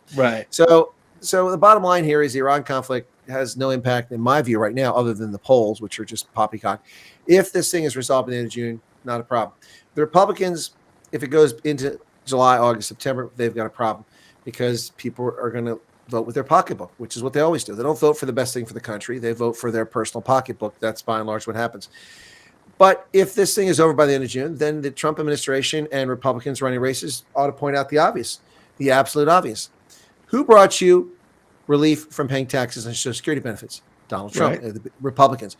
Who brought service industry people working bars, casinos, hotels, any place that you get tipped, no tax on tips. Republicans. Who brought you no tax on overtime? So if you make $20 an hour, work at McDonald's, you work 5 extra hours, that $100, no income tax. No. So not only do you get $30 instead of $20, you get $30 tax exempt overtime pay. The whole thing, not just the overtime portion. Who brought you that? Republicans and Donald Trump. Who, by the way, and we can go through the whole list of things. Who removed the criminal murderer rapist from your neighborhood who Biden led in this country? Donald Trump. That's right. Who shut down the sieve that was our southern border, which has led to the cultural bifurcation and the colonization of our country with Spanish? Donald Trump. Well, you know what? And the Republicans. So that's all they got to do is tell the story. But they're not telling the story right now, and that's why they look like they're in trouble. But beyond that, the redistricting, I think, has successfully, even though it's immoral and wrong in my book, has successfully stopped the Democratic surge. The Democrats are confused. They don't know what to do right now because they've lost the war that they started with Maryland 15 years ago, and then they picked up pace with Illinois' redistricting. They started this. They lost the war, and they're confused. And they don't know what to do. Now they're all upset because Trump, instead of taking $10-15 billion in a settlement from the government suing them, said, you know what, put $1.8 billion in a fund and pay the people that you falsely imprisoned during the during the so-called January 6th nonsense. So now they're like, so they're just, these people don't get it. You notice how they're not talking about windmills and unicorns and solar panels and all that nonsense. No, they're not talking about that. You would think they would talk about that. Electric cars when gasoline is $5 a gallon. But they're not talking about that because America's not falling for it anymore. We got some stupid people in this country, but not that many stupid people. And so I think that ultimately just need to end this Iran thing, defang these clowns, remove all the ghouls, prosecute them, and move on from there. And the country will return to normal, and the world will too. But Trump's tariffs are still having an impact, so that's a whole other thing. I think the bottom line here is that the big issue weighing on everything, whether Trump likes it or not, is this Iran conflict. Got to get rid of that. Right, absolutely. And do you think that Republicans will gain in the House and of course the Senate? What do we look like? Just depends on the Iran conflict. Say again. I said, do you think the Republicans are going to gain, or in the House, Senate, etc.? Or at the moment, Republicans are going to gain 6 to 9 seats, in my view. Okay. At the moment, but things can change an awful lot. It's that close. In the Senate, it's hard to predict what's going to happen, but I think they'll hold their own. There you go, John. What are you thinking there? I'm in the stage of hoping. As Chris said, it's so hard to predict these things because you don't really know what's going to happen. And the greatest concern I keep, and I echo from time to time, is folks have got to get out and vote. Conservatives got to get out and vote because it's a midterm election, and this is the time when we see the most complacency. We see the low turnouts, and it's not the time for a low turnout for conservatives. We got to stay in our game. Right, absolutely, for sure. You got to keep it on. Out of Tehran, Tehran declares readiness for every scenario. Tightens grip as Trump delays military action. Vahidi threatens devastating blows if Iran's territory is attacked again. I'm sorry, buddy. Where is these devastating attacks going to occur? Sorry. They're going to use the paddle boats they got left. What do they have left to wage war? On an extended scale here. I don't think they have much left, Todd. I don't think so either. They're trying to attack. I mean, they were using some of this downtime. I've heard to dig out some of the missiles and stuff we buried. If they gain access to those, they might actually have some missiles left that they may be able to fire, and they probably still have some drones left they can use. But all in all, they think they've tried to make some attacks. I think the UAE here, about 2 weeks ago, had shoot out a couple interceptor missiles on Iranian drones or something to protect some vessels, and it's pretty sad now. UAE's like looking, well, now we got to do stuff. Right. So I think some of the neighboring countries are starting to get tired of Iran's crap. Well, they actually were involved in combat. UAE apparently attacked Iran in April. It was not disclosed publicly, but they've been fighting back. UAE has. Oh, nice to hear. Yeah, so they didn't let us all know, but that's fine. You know how it is. They'll just treat us like mushrooms, feed us full of crap, and keep us in the dark. Well, that's always a possibility. It's just how it goes. I mean, we're not in a position to be privy to all that stuff anyway, I'm sure. Well, as Viceroy of Greenland, he would be privy to some things, right? Yeah, you I know, think. Chris, you've got to step up with this viceroy position. You know, we're counting on you, Yeah. bro. Well, the Don't I have an image here? Louisiana governor just went to Greenland, and he was not well received. He was talking about giving kids chocolate chip cookies. There it is, the viceroy. Viceroy. Yeah, Keep no, the image so- on hand just in case when we need it. but he was not received very well. So Greg Landy did not go very well for him. Oh well, such is life. You can't have everything. Right. Yeah. but- So we got was it a new ambassador? Was it to well, not Greenland. Oh, anyway. Yeah, I do, you think know maybe who's gonna, Greenland. do you know who's going to be ambassador to Slovakia? Who has been nominated? Who's that? Doug Mastriano. Really? Yep. What? That is so cool. No nomination for me, but Doug got one. That's so cool. That is Listen to Chris, great. He's like, oh man. Have you reached out to him? Yeah, I did. I congratulated him. He thanked me for the congratulations. Yep, as soon as I heard about it. That's So, good. That's yeah. good. Yeah, so that is a good thing. Maybe we get him on the show. Of course, I think they tell him to go silent on any media until they're confirmed, right? Yeah, once they already report to the State Department. Before that, they can say, but most of them are prudent enough not to open their mouths until after they Right. confirm, because that Yeah. could jeopardize everything. I Wow, think that is great. Somebody's asking if Strait of Hormuz is open. Oh, well, Renee is, but It is. The Iranians claim that 23 ships passed through it. so it is open now. Wow, Yeah, like yeah. Chris, like Todd was saying, what are they going to do to keep it shut down? I mean, I don't know what they're Right. doing to keep it shut. This Pretty whole thing weak. is on. so somebody here wants to know, what can I do as a non-voter until I naturalize to help with the voting, to participate in this? Help get the word out would be one you can thing. Well, Find a you good can't, candidate. as a non-citizen, you can campaign. That's perfectly legal Right. for candidates. You Right. can volunteer your time for candidates. Yep. You can get involved. You can be a fundraiser. You can do all kinds of things. You just can't vote. That's the only thing you're not allowed to do. Right, and this is a good way to learn our political system. At the same time, learn who the candidates are, and at the same time, get your name out there if you ever want to run for office. Once you become a citizen down the road, who knows? Yeah. So, are you guys going to get in on the new initial public offering? Are you excited about SpaceX filing? No, when is this going to go What's live? going on here? SpaceX revealed their revenue for the first time ever. Last year, they made $18.7 billion in revenue. That's up a third from the previous year. And they disclosed in the filings that the first 3 months of this year, revenue rose from 4.1 to 4.7 billion. However, the company lost more than $4.9 billion compared to a profit of $791 million in 2024. That's because their capital expenditures nearly doubled to $20 billion as they're spending on artificial intelligence development. But I mean, that's a necessary expense in order to keep this thing going. So Right. this IPO is going to value the company $1.25 trillion. Baby, Oh my goodness, well, that's crazy. And but it's not going to raise as much money as people think it is, because Elon Musk will retain 85% of the stock. It's going to raise 50 to 75 billion in the IPO. So who's getting in? Oh, Yeah, what are the stock how- shares how looking like? much- How many millions of dollars do you have to invest? Exactly. Just do how the much math. more? How much more is he going to be worth after this? Oh, he'll be worth over $1 trillion just because of SpaceX IPO Right. alone. Right. Yeah, this is going to put him over. Well, I the mean, top. if it comes in at one and a quarter trillion, he owns 85% of the stock. Right.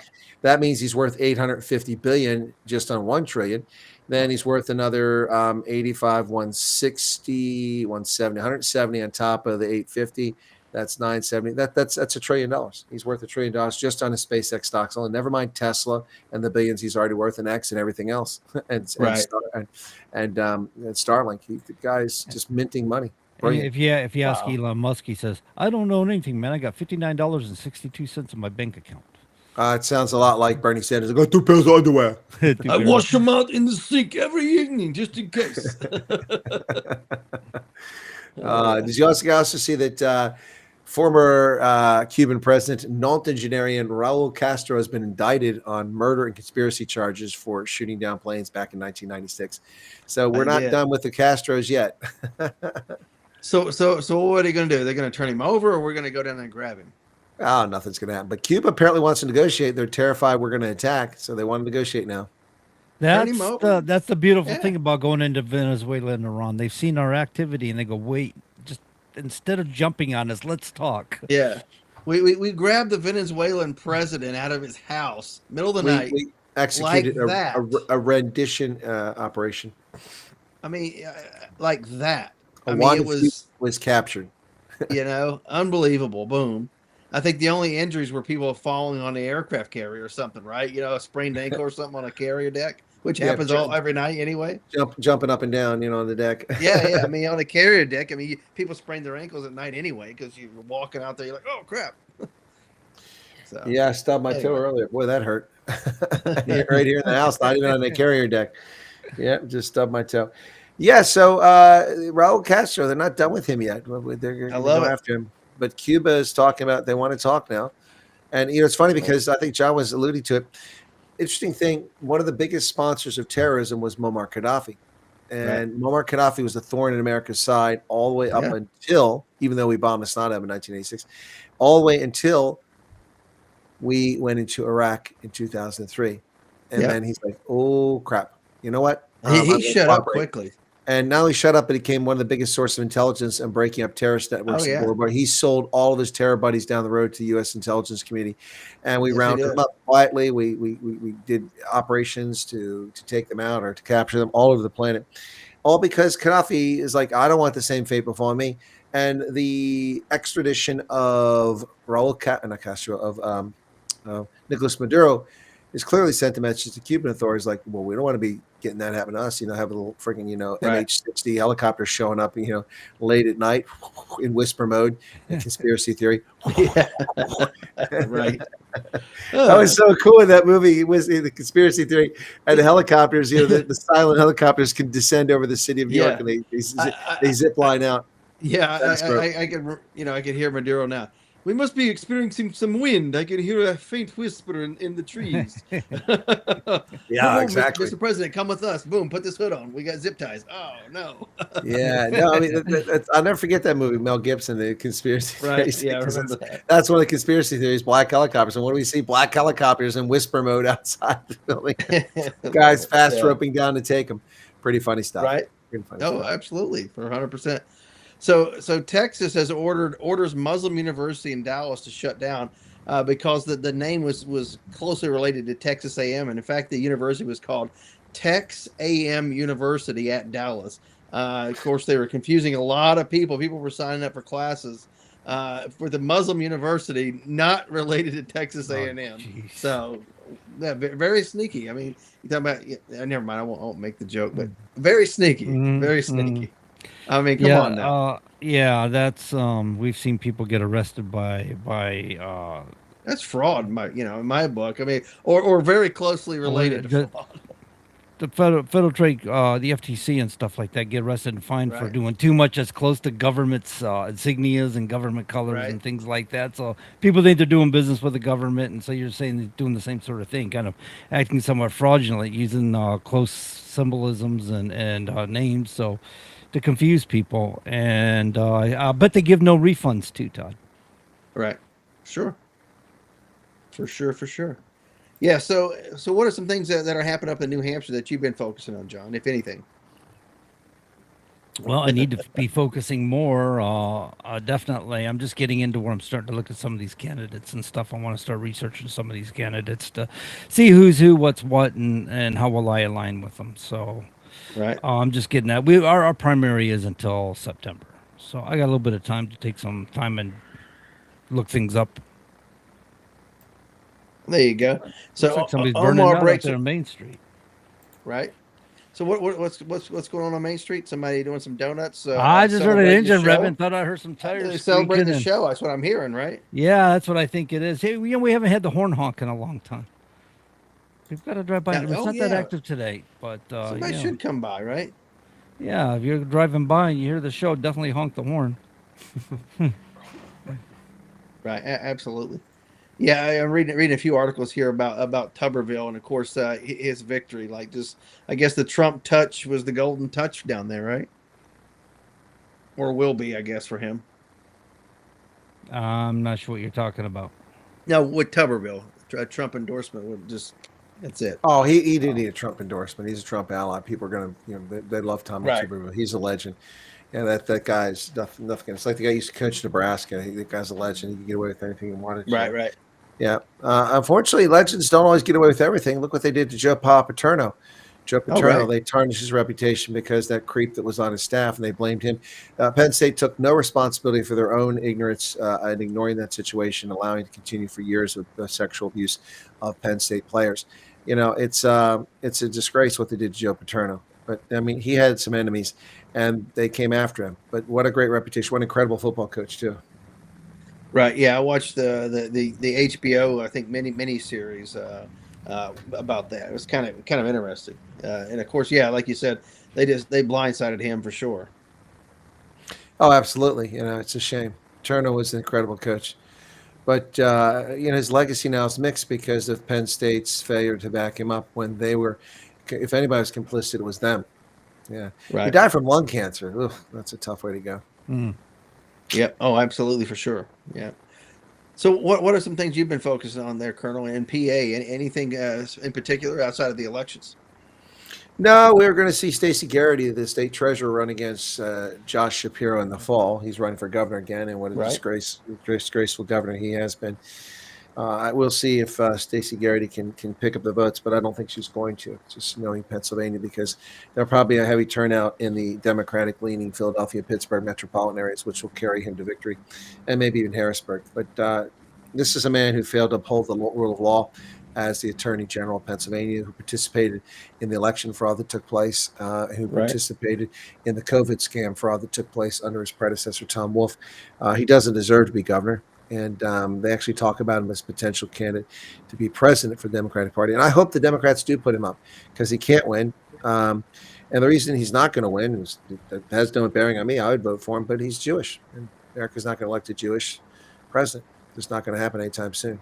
They'll probably elect a Muslim president before they elect a Jewish president, the way things are going. Right. Yeah, I would imagine. But yeah, I would imagine. You're right. The way things go. So shifting gears real quick to South Africa, the refugees.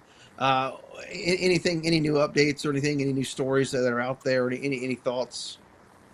Well, I'll use your favorite word, absolutely. All right, go ahead. And so, absolutely. On Monday, the Trump administration State Department sent Congress a notification that they're going to increase the cap, which was set last September at 7,500 for the planet, 7,000 reserved for South Africans, 500 for the rest of the world. They're going to increase that by 10,000 for the rest of the fiscal year. If that's the case, that means as many as 2,500 South Africans on average would come here every month until the end of September. That will be a significant increase. The highest monthly had so far is just over 1,500. So that's a significant increase. Whatever the case is, it's going to put a lot of pressure on South Africa because a major human capital flight is underway. And not just the refugee program, but 80 South Africans leave the country every day just of their own accord, just abandon South Africa. And it's becoming more racial and more racist as the days go by. And so the push factor is getting even stronger, even though a lot of South Africans don't want to admit it or even recognize it. But Trump has opened the door, and by the end of this year, we could have as many as 17,000 South Africans, plus 335 came last year. That's off to an interesting start, but a lot of people are waiting to come over here in that program. A lot, tens of thousands. Right. Amazing. So shifting gears here, Johnny Joy Jones from Fox News fame, and of course Marine Corps Staff Sergeant, re-enlisted. Pete Hegseth, Secretary of War, doing the duty there at the Pentagon. The last job I had in uniform, my job was to get better. It was to heal. It's a very selfish thing. My job was to heal. The Marine Corps paid me to get better, and then I retired, and there's nothing wrong with that. But it was unfinished business, Jones said at the ceremony. And, of course, he obviously had his legs blown off, amongst other things, while serving his country during the global war on terrorism. And, of course, now he's back 100%. I mean, obviously, he has wounds from war, but he has a lot to offer. What are your thoughts on him going back into the Marines in the condition without the legs? And, of course, with his background, what are your thoughts, Colonel, with his fame, etc.? You think that's going to be a distraction? So he's rejoined. He's left Fox News. He's joined the military. Yeah, it appears he's rejoined the Marine Corps. I don't know if he's reserves or anything like that, but it says he re-enlisted in the Marines. Do you think his fame would be a distraction or anything like that, or a plus? Well, sure, but we've had people with fame. Elvis Presley was in the Army, so we've had people with fame in the military before. We also had the guy who played for the Arizona Cardinals that was was shot by friendly fire and died in Afghanistan. What's his name? I can't think of the top of my head. The cornerback. So we've had famous people who served the military before. I don't think that's an issue. I think the other issue is he has no legs. I mean, that's a physical impairment. They can make exceptions for that, but I mean that's an unusual situation. To me, it's. I mean, I don't want to comment and sound disrespectful, but it sounds like a publicity stunt. Okay, interesting. Yeah, I was just curious. Yeah, when I first saw it, I was like, "What's going on here?" Unless he is going to do some sort of recruiting duty or something like that, which would be interesting. I mean, he has fame and popularity and a following, which could help, in a recruiting capacity. I was gonna say they got desk jobs and stuff for in sure. the military, right? I mean, it's not just for sure. restricted to You're combat absolutely missions. correct. Yeah. So Trump, whenever he just returned from China a few days ago, what are your thoughts, Colonel? Anything, did he move the needle over there on trade, anything security wise, etc.? What was your assessment on Trump's return to the U.S.? It's tough to get a read on it because he really lacked a public press conference on that end, and when he returned, really didn't focus on it. He just let things out on social media, and he wasn't too forthcoming on what he let out. I'm not sure what to make of it, other than to say that it seems like it went well, but I don't know what was said behind closed doors. And also the way Trump is trolling about, abandoning Taiwan is quite distressing. I hope it's just Trump, trolling like he usually does, and he's not serious about it, because this is not a game that we need to play. Letting the Chinese take over Taiwan would be a devastating blow to international security, and would give the Chinese communists a foothold even further out into the Pacific, which they don't currently possess, by granting them ports all the way out there on the island of Formosa. So I hope that doesn't happen. Beyond that, Trump announced $17 billion in buying farm products. Ooh, whoop-de-doo. That's not that big a deal. He claims there's a rare earth element deal that they've talked about. I haven't seen any update on that. So I'm not really sure what we got out of it. But it was necessary, and it will be necessary for Xi Jinping to come here, to kind of calm the markets. But until the Chinese stop their espionage and their copyright theft and their trademark violations and their spying on America and their quotas and tariffs on our products, we're not going to get anywhere. And we shouldn't tolerate their abusive behavior in the South China Sea and against their neighbors in Japan, South Korea, Taiwan, Vietnam, Indonesia, and the Philippines. We need to deal with China decisively. Now, allowing them to become this powerful has been a mistake of Bill Clinton in Congress, George Bush in Congress, Barack Obama in Congress, Donald Trump in Congress, and Joe Biden in Congress. And somebody has to stop this nonsense. He only took like 18 man entourage to China with him, all corporate heads, including what's his name? From World Economic Forum. He took a staff too.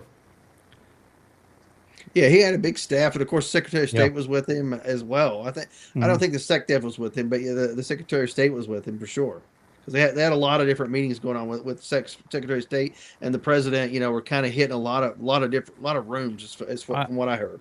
I think they were trying to hit on a lot of economic discussions and stuff to see what they can sort out. I think that's where they were going with it, maybe trying to get some relief for the tariffs. And that was Trump's biggest ideal, right? Was to raise tariffs to draw businesses back to the United States. So he's probably trying to seek balance. And like Chris said, he didn't come out and specifically say anything for us to know, but speculatively speaking, it sounds like that was a primary focus. Right. Anyway. Absolutely. So what are some things that have been going on that we haven't talked about? We haven't been on the air since last week. What are some things that maybe you guys want to talk about that are of interest to you that we haven't touched on thus far? Well, Stephen Colbert is leaving the Late Show. I think that's a really good development. I hope that he disappears somewhere in the quiet recesses of some East LA, hovel. And good riddance to the scumbag. He's always been a scumbag. He's actually doing his farewell tour, as I prefer to call it, his apology tour, for being a lying piece of crap. And he's like, maybe I went too far left. You think? Yeah. Was he actually questioning that, or was it being kind of a wise guy? What's that? Was he actually questioning that, or was he just being a wise guy? No, I think he was actually saying, it's a moment of actual reflection for once in that ding dong's head. So maybe I've gone too far. Yeah, you've gone too far.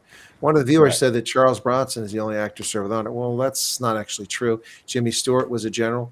He served with honor. There's a long list of actors who served in uniform and who served very honorably. And also athletes too. Rocky Bleier served in Vietnam, had part of his foot, blown off, and he came back and played professionally in the National Football League for the Steelers. Yeah. You got a lot of people came out of World War II and got into acting. I mean, Captain Kangaroo, I forget his name. Well, yeah, but that's different than people who are already actors and went into uniform. Oh well, that's a good Jimmy Stewart was already an actor. He was an aviator. He wound up being a 2-star general by the time one or 2-star general by the time it was all over. Right. Yeah. So the USS Nimitz looks like it's going to deploy to the Caribbean. It comes under the Cuban tensions to surge.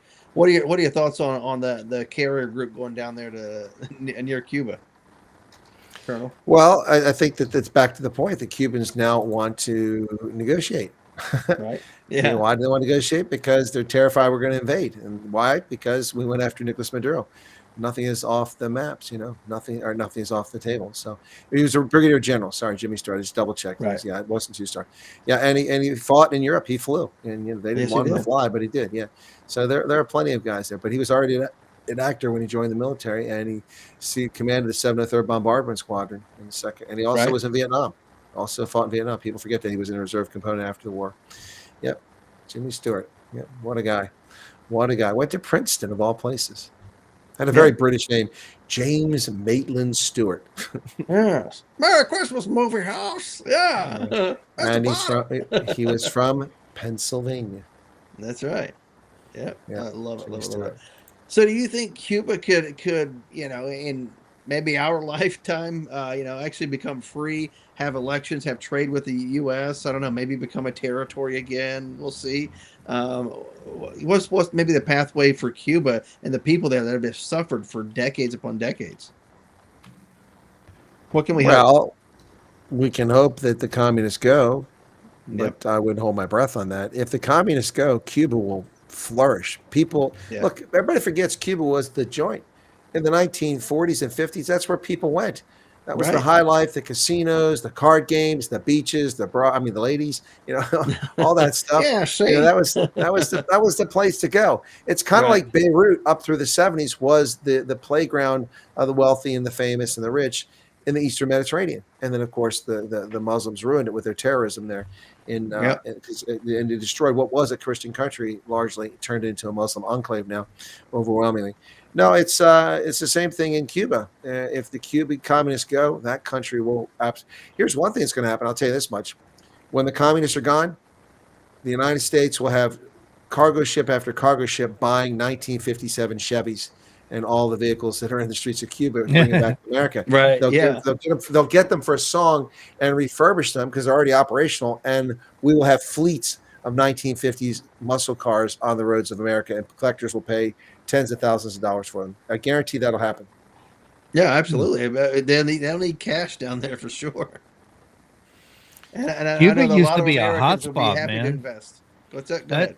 Cuba used to be a hotspot for tourism, United States tourism and stuff. That was a landing spot for Americans for the longest time until that's what I'm talking about. Castro That was come the along. joint. Yeah, that was the joint. Right. Somebody's asking what will happen when the U.S. hits its debt ceiling and the bubble burst on AI. Do you think the bubble will actually burst on AI? I mean, I was contemplating that myself. If there's a bubble with AI, is it going to be like any other kind of bubble? And we're going to have a collapse, but I don't think that's how AI is going to work.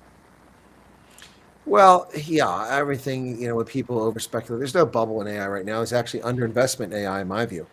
AI could stand to have trillions of dollars thrown at it before it starts to become a bubble. No, we're not seeing crazy valuations yet in these companies. Not like the 1990s, late 1990s, the internet bubble. Oh, we got 10,000 clicks. Yeah, but you're not making any money. Yeah, but we got clicks. Right. Yeah, that's the difference in AI is it's actually making money already. What bubble is at a burst? This is an industry that almost from day one was making money. Well, out of the gate, it's making money. They're claiming these Anthropic and XAI and stuff like that aren't actually making money now because they're investing so much in the development of AI because they're trying to get into AGI. They're also, I don't know if people are aware of it or not, but they're creating a parallel internet for AI. So they'll have AGI internet and stuff like that, so it can more efficiently surf the internet for things that task you're putting it to. So they are investing a lot of money at the time, and I think they're projecting this. That's what I was talking about last week. Is I think they're projecting that they may start seeing profits right around 2030. 2030 seems to be like a mark, like some sort of a milestone or something for a lot reasons. There's no reason for 2030 to be the event horizon for this. It's already happening. Suno is getting millions of people to sign up to create artificial intelligence music, and they're making a fortune off of it. They're generating tons of revenue, and they had a very good business model, and it's going very, very well. And it's gotten better and better, which is attracting more and more people. Google, I don't know how much the money they're making, but they're charging if you want to make these AI videos, and they have incredible power to do that through Gemini. But the problem with that is you have to pay them, and they're woke. So that's why I don't pay them. I mean, it's ridiculous when I try to make a song with my lyrics, they won't do it because, that's a little too sensitive. Well, then I don't need you. Let me go to ChatGPT. So look, I mean, there are capital expenditures and outlays, but that's an investment in the future of the company. You have to build a bridge for people to go across it in order to collect the toll. If you don't build the bridge, you can't collect the toll. Unless, of course, you're going to do it by boat, and it's much, much less efficient and slower and more costly and unreliable. And, if you have a flood, then your boat goes down the river. But if you have a bridge, you'll drive across it. My point is that there's money already being made, billions and billions and billions of dollars already being made profitably in the AI area. But there's billions and billions and billions being invested. There's huge capital expenditures that are taking place. That's just the nature of things. So I wouldn't worry about it. If it's something people want to get involved in, take a look at it. But I am serious about the SpaceX IPO. When it comes out, I won't be able to afford it, but I'll wait to see if it drops to a reasonable price. And then if it does, I'm going to snatch up a share or two. Right. Is there a way to get into that, like group sharing or something? I forget what it's called, where you invest with a group of people. A mutual fund? I guess it is. I'm not big in investment, as you can tell, but there's a lot of investments where you have to have a certain amount of funds before you can get in. There were some movie producers and stuff I was looking at quite some time ago where I thought, that'd be interesting, until I realized how much you had to invest to get in. So I didn't realize, nope, that's not for me. Evidently, I'm not that well off. I don't have that kind of capital. So here we go once again with people in the comments, the same sort of silly red herring and canard that's been tossed out there. Oh, it'll cost jobs. Jobs are losing. No, AI is creating jobs. Listen, you troglodytes got to get with reality here. The buggy whip makers can be upset all they want, but nobody is buying buggies and attaching horses to them crap all over the city streets of New York and London anymore. That thing has been done away with. You got to keep up with the times. And by the way, tens and hundreds of millions of jobs are created by the automotive industry over the century plus that it's been in business. And so I don't think the buggy whip manufacturers are missed. And I don't think they really have I think Chris, you could probably get a little bit more sympathetic with some of these people, because they are talking about robotics now. They're talking about robotics in manufacturing places, replacing humans. It's already happened. It's been going on for 40 years. Right. Yes. Yeah. No, I'm talking about mass production now. I'm talking about these factories. The Japanese have virtually no people working the factory floor. Robots do almost everything. We're talking about the United States here, and what I'm trying to say is... And General Motors does the same thing. It's been doing I'm not going to finish this. I can see. Go ahead. Go ahead. You want my sympathy. Go ahead. No, I'm just telling you, there are more things going on, and you're being kind of rude to people about it. Okay. Fine. John, because I disagree with him. I got a caller. I don't have a caller. No, I'm kidding. But the point is, there are a lot of people with a lot of concerns. There are a lot of working class people out here. I'm a truck driver, and they're talking about replacing truck drivers with autonomous trucks. Yeah, and when they say they're going to do so, you know what their answer to it is? Well, we got UBI as an option. Universal basic income means basic income. Yeah, that's not an option. Not universal higher income. Universal basic income. Yeah, that's communism. Well, why would you think I'd be in favor of that? I don't want to be in favor of that either. The point is, this is some of the options they've thrown out there. I've talked to what was his name, Andrew Yang. Because those people are idiots. That guy's a moron. I'm standing there in front of this guy who says math matters, and he's saying, "Well, we do have the option of universal basic income. We'll just charge a tax to the corporations, and then we can pay you a universal basic income for not being able to work." It's like, dude, nobody wants that kind of indignity. Nobody. Right. And secondly, corporations don't want to pay a tax for you to not work. So how long do you think that's going to last? There are things that people have genuine concerns about. And I think some people, when you're doing this sort of stuff, we should be taking their concerns more seriously. I think maybe these people should start listening to me because I'm right about this. We heard the same nonsense in the 1990s about the internet. The internet has created tens of millions of jobs, and most of them well-paying jobs. It's also created tens of millions of blue-collar jobs. All these damn Amazon drivers driving around my neighborhood dropping packages off every 5 minutes didn't exist 10 years ago. It didn't exist 5 years ago. And all these people working in these warehouses and all these people working building the software that didn't exist. Those jobs are created. People learn the skills for that. They retooled and went to different industries. And Amazon is laying people off as we speak. Everybody's laying people off all the time. Companies are always laying people off. Because and of companies are always autonomy. hiring. Because of autonomy. All right, John, look, if people think because I'm telling the truth and they don't want to hear the truth and I'm being rude to them, then I can't help that issue. I'm just telling people the truth. This is the reality. Does that mean everybody's going to survive, make $1 million? No. But the reality is that otherwise the entire world would have collapsed by now. Every advancement. Oh my God, people are going to live longer. What are you going to do now? There won't be any food because they're all living longer. And the Green Revolution came along. I haven't heard a valid solution yet for displacement in the workplace. I have not heard a valid solution yet. I've heard UBI. I've heard retooling. I haven't heard a valid displacement in the workforce. Where's this displacement? I haven't heard it yet. I haven't seen it. Where's it at? I just told you they're laying people off on Amazon. People are being replaced with AI and jobs. 4% unemployment nationwide. 8 million jobs unfulfilled. Yeah, I could see where people can have an issue, if you will, or concern.